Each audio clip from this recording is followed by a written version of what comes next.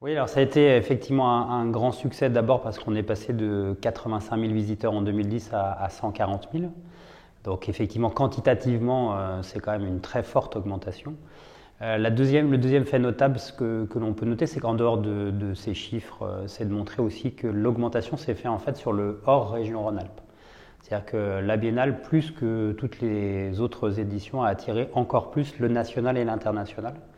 Et puis peut-être le troisième point à noter, c'est que c'est une biennale qui, comme on l'avait promis, s'est bien étendue sur l'ensemble du territoire stéphanois. On avait plus de 80 événements. Donc c'était pas simplement la cité du design et puis le centre, on va dire un peu totémique de la biennale, c'était bien diffusé sur l'ensemble du territoire, y compris sur le pôle métropolitain, où on a eu plusieurs résonances à Lyon, à Vienne, à l'île d'Albo.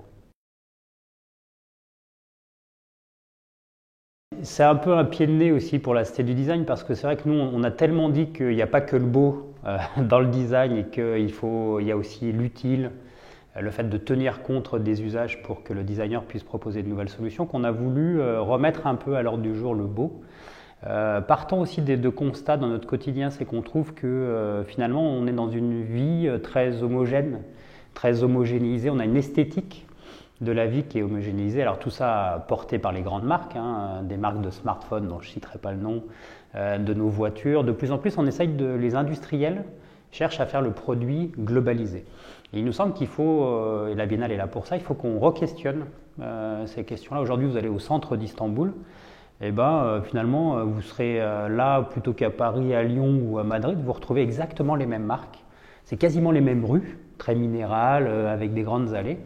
Et donc on se dit, le design, il a sa place à jouer dans cette homogénéisation de l'esthétique et comment il peut en fait apporter, y compris à des grandes marques, hein, et certaines sont en train de mener des opérations pour localiser leur production dans certains pays parce que ça ne correspond pas aux pratiques et aux usages du pays.